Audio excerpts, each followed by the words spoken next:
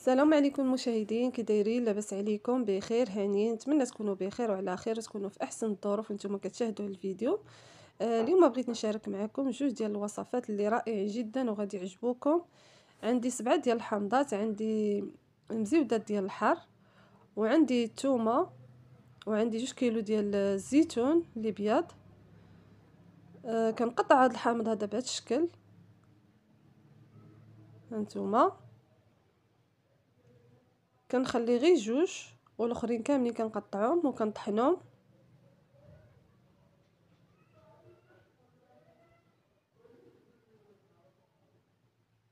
هانتوما الا كان العظم كنحيدوه وكنقطع هذا الحامض ولا الليمون بهذا الشكل هذا.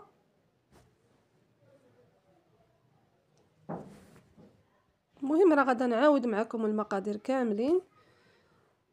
صافي كنخلي غير جوج حامضات والاخرين كلهم كنقطعهم، عندي 7 ديال الحامضات. المهم كل واحد يدير شحال ما بغى، الزيتون شحال ما درتو له ديال الحامض كيجي زوين. كندير معلقه صغيره ديال الملحه، وكندير نص لتر ديال الماء، وكنطحن هاد الليمون مع الملحه والحامض، كنطحنو مزيان مزيان وصافي وكنصفيه. وإلا بغيتو ما تصفيوهش ما تصفيوهش، انا ما كيعجبونيش ديك الطروفه ديال الحامض، كنصفيه بهذا الشكل هذا. الا بغيتو نتوما غير طحنوه وديروه هكاك على الزيتون ديروه حتى هو كيجي زوين.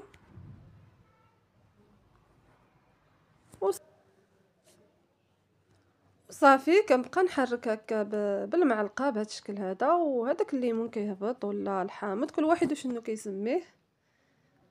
هانتوما داكشي اللي كيكون فيه كامل كيبقى، هذاك القشور ديالو، ديك البويض ولا هذوك الخيوطه، ولا الا كان شي عظام ولا شي حاجه كلشي كيبقى في هاد الصفاي. هانتوما كنفضو مزيان بهذا الشكل هذا باش كيهبط منه هذاك.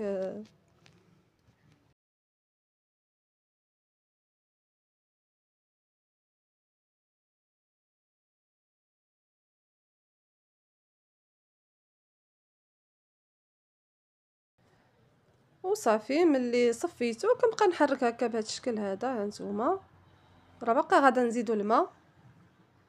هنا كنقطع هادوك جوج الليمونات اللي بقاو ليا، كنقطعهم رقاقين بزاف، ما كنخليهمش غلاضين.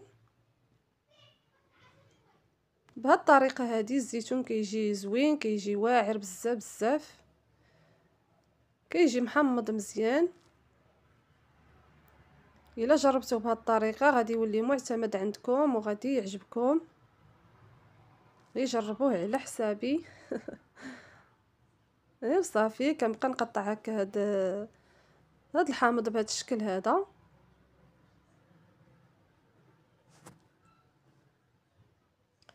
كنجيب الثومه حتى هي وكنقطع، كنقسمها في النص باش كتعطينا ديك المذاق زوين.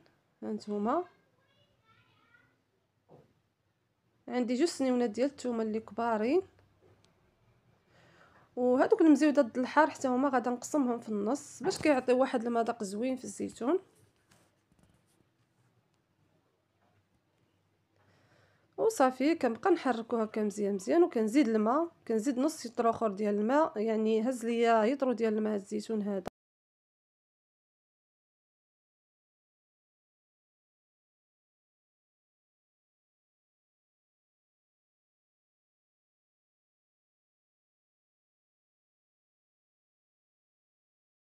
الزيتون مغطي بالماء.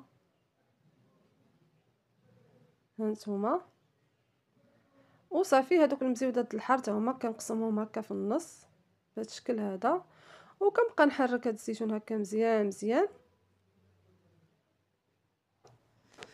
وصافي وهذا هو الشكل النهائي ديال الزيتون ديالي، نتمنى يكون عجبكم.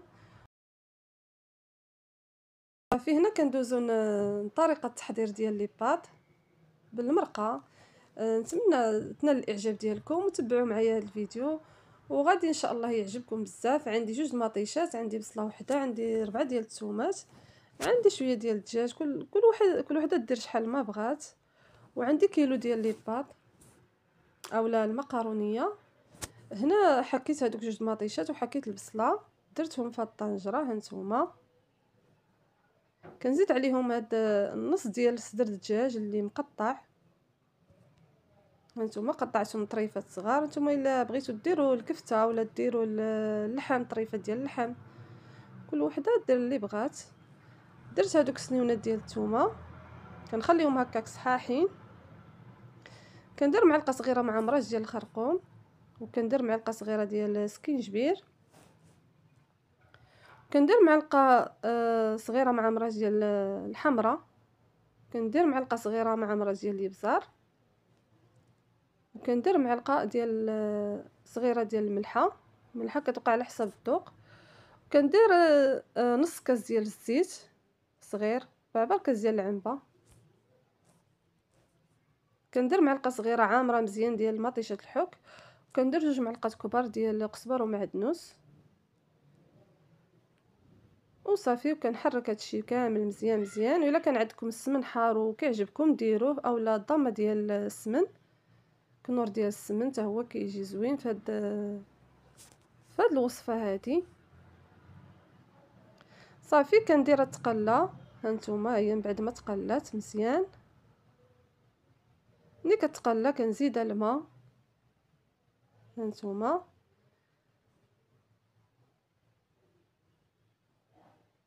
وكنرجعها كتغلى مزيان حتى كتغلى، كنغطيها وكنرجعها تغلى مزيان مزيان.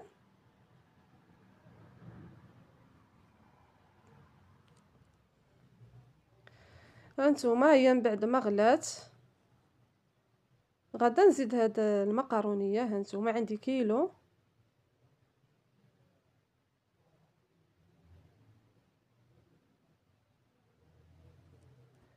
وصافي كنحركها وكنغطيها وكنديرها طيب.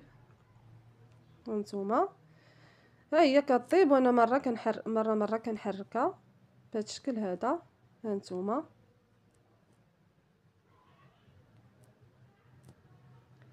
هذه وجبه للعشاء كتجي رائعه جدا، وكتوجد في واحد الوقت اللي وجيز، يعني توجد في اخر ساعه دغيا كتوجد وكتجي زوينه بزاف وصالحه لهذا الجو هذا ديال البرد.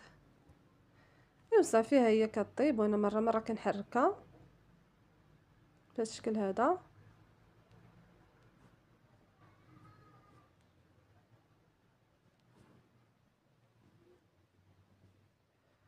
وصافي ها هي من بعد ما طابت.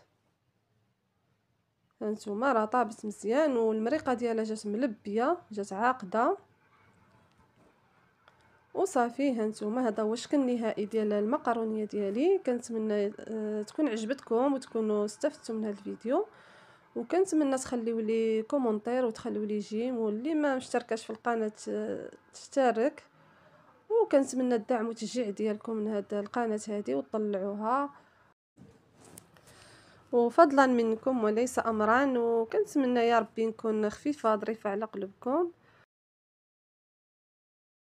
وصافي هانتوما كنديرها هنا في الطبيصل. هانتوما راه كتجي رائعه جدا، كتجي لذيذه ما تشبعوش منها.